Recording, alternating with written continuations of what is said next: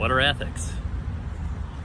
Welcome to Philosopher's Corner. I'm John, and today we're going to discuss ethics. What are ethics? Ethics are a system of moral beliefs. Sounds simple, right? And what are morals? Morals are a determination or a characterization of human behaviors as either good or bad, right? Subject of debate and discussion and philosophy since time immemorial. So ethics. Almost all systems of thought regarding human behavior at some point, either intentionally or unintentionally, delve into ethics because they either become a system of moral beliefs or from the outset they were attempting to define human behavior through describing them as a system of moral beliefs and behaviors. So almost any analysis of the human condition in terms of behavior and acceptableness becomes a discussion of ethics. Now in this particular video, we're just going to keep ethics to sort of a general level. In later times, we'll go into very, specifics and specific cases as we try to build these things out. And I'll point out some of them here, but that's not the point of today's. Today's the overarching view of ethics as a system of beliefs, of moral beliefs. Now, once we approach systems of belief knowing that ethics is a subset lens of being able to look at different systems of belief that regard and try to guide morality in people,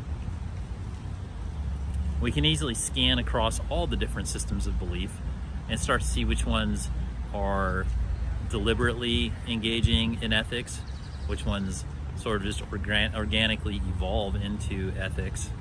And, a lot of them, they don't really care. They're just more systems of existential analysis, right?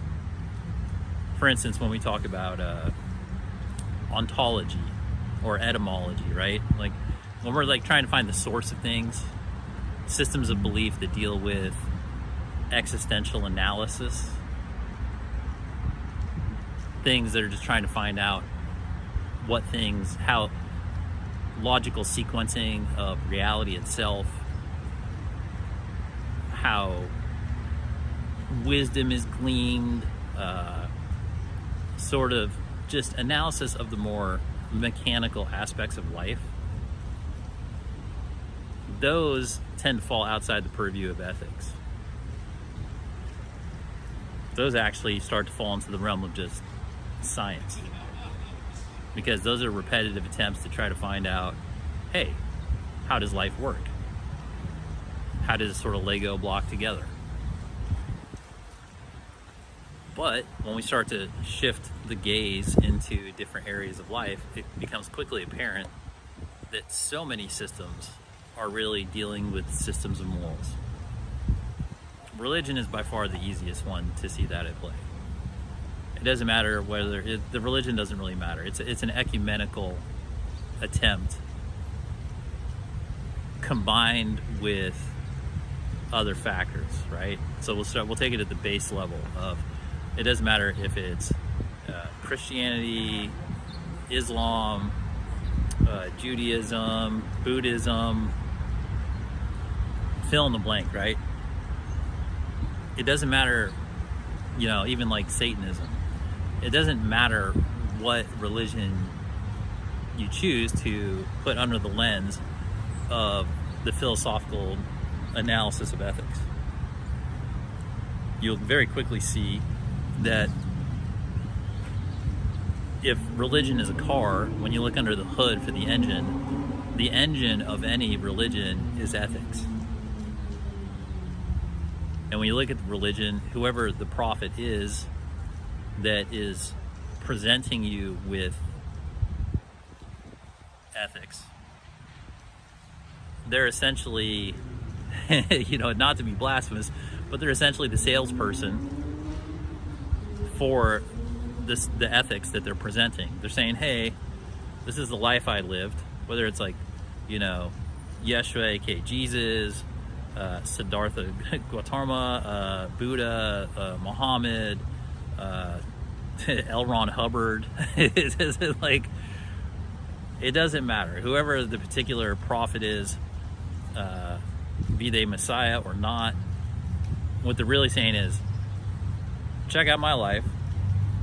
If you like what you're seeing, like and subscribe to my system of ethics. And that system of ethics can be the Bible, the Quran, the Buddhist teachings, it can be Confucius's teachings, it can be the Tao, it can be Tom Cruise's film catalog.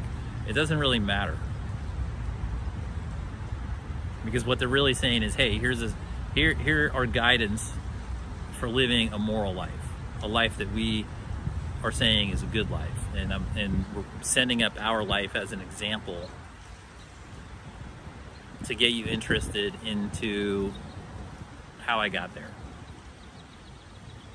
Here's the ethics. Here's the system of morality that I followed that got me to this particular point in life, which may, at that level, they're saying it has some spiritual value to you, which is, that's outside of this. But ethics at a point, we'll talk about the aim of the ethics is to achieve a certain level of repeatable good characteristics, it seems. Now, ethics itself is just the system of it, right? Those systems attempt to guide the person into making good decisions while also being aware that there are bad decisions to be made. And I think that's important in the discussion of ethics. It's not a system that comes in and is one-sided.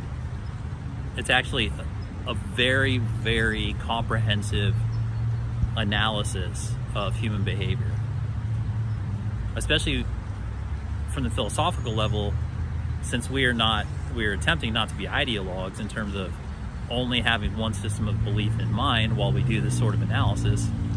We can have all of the holy books, all of the psychological books, even philosophers. Like, of course, so many philosophers' only area of interest is ethics. Like, I mean, Immanuel Kant did everything, but he's chiefly known for ethics, essentially, because he introduced the idea that, like, oh, well, your intention, like, you know, some systems of ethics, they can deal with the superficial level of things, like don't do physical violence to other people or animals or things, or, like, you know, don't, you know, on the superficial level of ethics, of obvious disharmonies, non-utilitarian actions.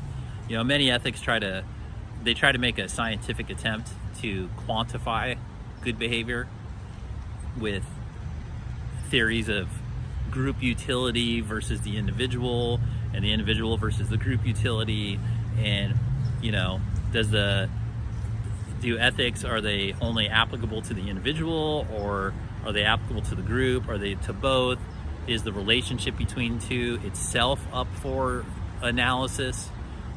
Are the fruits of ethics the collective ethics or the individual ethics? Like, does one outweigh the other? And those are things, we'll get into those in other videos. Right now, because this is the overview of ethics itself, and all of those subsets are within the higher vision of ethics. And in our position as philosophers, we have access to analyze and do differential analysis on all ethics. It doesn't matter if they're in the religious realm, it doesn't matter if they're in the secular realm, it doesn't matter where they arise. And there are so many different versions, because really, influence and leadership over humans arising from within the human species is extremely high correlation between the leadership and the idea that they have ethics that should be adapted by the society for higher efficacy of the society at large.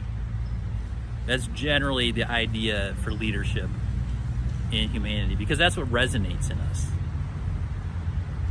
is the idea that inside of a person there's a yearning, a sort of internal moral compass that wants to point us towards good behavior. Once again, that's, we'll get into that later. So ethics comes together as a comprehensive set of guidance for people to follow to make them a good person. That's kind of the overall idea, and it's something that you can hold up people to, and you can have a playbook to, and you go, hey, buddy, you're not acting good, right? That's the basis of all court systems. Court systems, supposedly, in the real world, there's different courts for different things, but the initial ideal version of a court system is essentially to have a neutral space for analysis of human behaviors and to determine whether someone has been aggrieved or not, right? If bad behavior has taken place or if good behavior.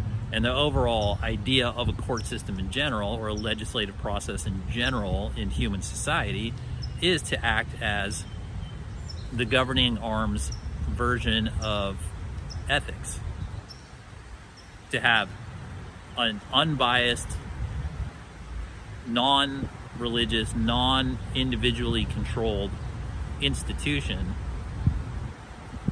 that people can know as a bedrock for ethics, or at least an attempt at a bedrock for ethics, so that somewhere in their mind they can go around and know that if something bad happens to them, they have some place to have it redressed, right? They can go before somebody who's presumed to be wise in the ways of ethics and morality, and in accordance with local codified rules on the books called laws.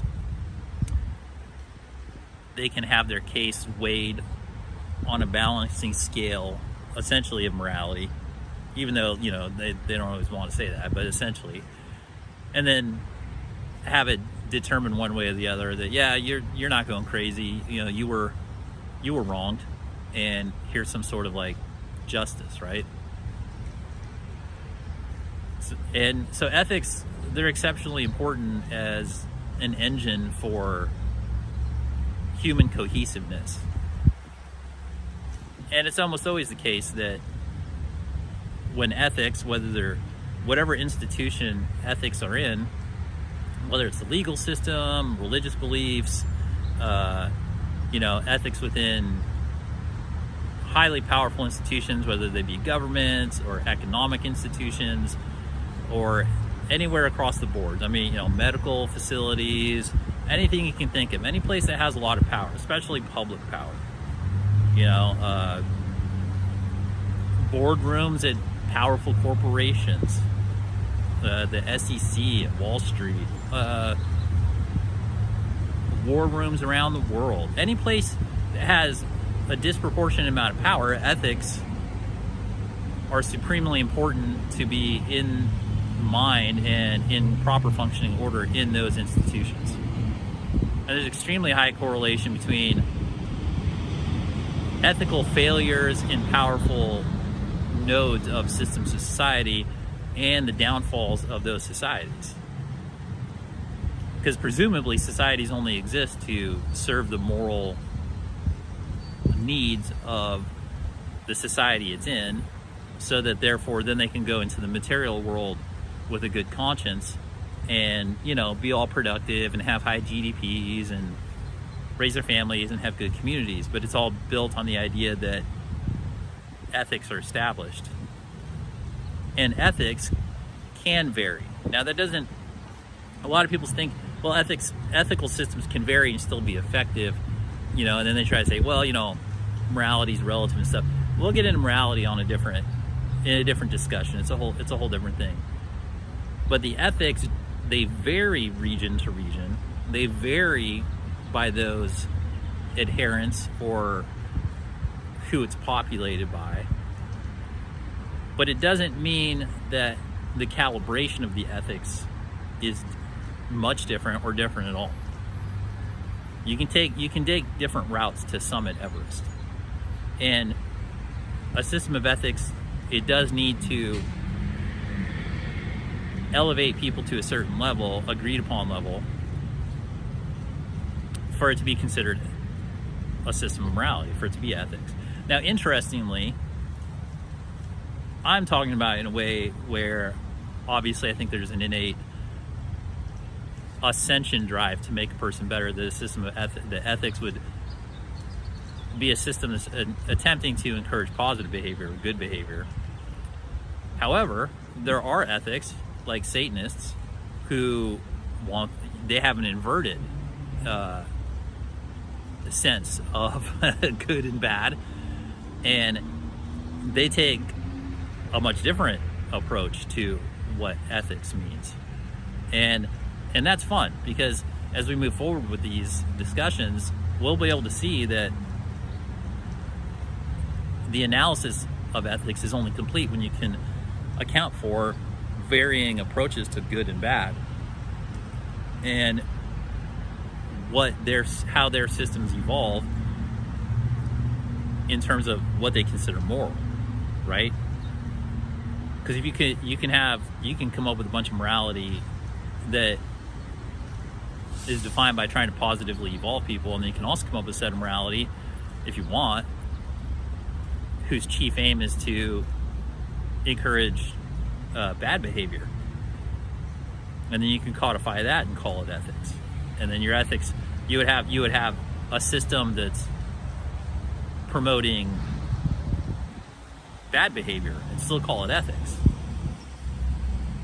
And in some of those cases they'll do that and then turn around and try to tell you, they'll falsely advertise it as, oh, well, it's ethics, so ethics are always good. Well, if you built it right, if you built it on good morality, good ethical precepts, and but of course with like Satanists or whatever, that would be on brand, that they would build a system of ethics that actually devolves you and then tell you that it's good, because that's in accordance with their own morals, which they've like redefined however they want, and then they package it a certain way and then tell you a certain way that's on brand for them, but it's not on brand for people who have proper morals and ethics that are in harmony with source and in harmony with other groups. And so it gets very interesting when we can be above it, and we can literally, there's friggin' nearly infinite, there's probably infinite different ethics. And when we can sit above them and look at them all and compare them and contrast them and see what they have in common, which I think is one of the great things, one of the great tools we can use as philosophers to find the harmonizing resonances and through lines between seemingly disparate systems, especially systems that have popped out. Everybody thinks like, well, it's like different parts of the earth, different religions, different peoples, whatever, like, oh, well, look at this and this and this. That's a good starting point, but it's also great to look throughout the timeline, because you can look at modern day stuff, medieval stuff, whatever, and all the way back to the beginning, even like hunter-gatherer stuff, right? Because then you can see how ethics how it facilitated evolution of different sample sizes of humans from hunter-gatherers, and you can see how they're primitive, or whatever you want to call them, like formative ethics, like took them from hunter-gatherer to initial villages to whatever, and you can see how those interplayed with their environment, how it interplayed with neighbors with different ethics, and how they evolve. And then not only you get individuals, you get groups, and then you get groups and groups, and then you get the species. So you can ding, ding, ding, ding, ding, and kind of go up the chain, and you can see almost essentially like what universally has worked for different groups ethics-wise, what hasn't worked, like what precepts here, what precepts there, how did the ethics affect the societies at large, how do they affect the public institutions? How do they affect the private decision making? How do they affect the distribution of everything? How do they affect them interacting with other groups, be they countries or other people with other ethics? Or, you know, how do powerful groups that are secular deal with powerful groups that are religious, and vice versa? How do those play out during time? How do they play out with all these different disparities? It's really fascinating. And when you kind of do that through time and space, you can alchemize it and get to a certain point where you go, okay, cool. We got enough data here on humanity and all of their articulated ethics and all of the results from all these different time eras and all these epochs or epochs. So I really start getting into, okay, cool. You can start determining for yourself, you know, oh, ethics are a naturally arising need for humanity, that's for sure. And then you can get into the particulars. You can start go, okay, value systems, what works, what doesn't work. And you get that by seeing what works across time and space and culture and topography. And then you can start getting into these universal frequencies. When I say frequencies, it's, you hear radio wave or what, you know, wave, but it's also just how often it occurs. Universal frequencies. Okay, how often, if these particular ethical precepts were put into play for 100 years in areas, like how frequently does it happen that they have an enlightenment, they have good things happen, they have explosive positive growth, they find harmony, they find peace, like frequencies, right? And then conversely, you can also find the frequencies in which these precepts, like, oh, well, this society, like these guys with these codes of ethics, they can only grow to a certain level. They always have famine, they always have complaints of wars, they always go to war, economies always collapse, like their citizens are always unhappy, they can only keep the society together if 1% of the people rule 99% and the 99% are super mad. Like, you can both become, clarity comes in, especially when we put them side by side with big data. Big data side by side makes things very clear, because they come together, and then in this little Venn diagram where they sort of overlap with like here and here, and then boom, you get some clarity. Well, I hope this is a good initial primer on ethics. Point of philosophy is to think for yourself, so you can like what I said or not like, doesn't really matter. Hopefully found like useful meditation to get your own wheels turning. And I'm glad you got to come here and spend some time with me, John, at Philosopher's Corner. And I hope you have a good day.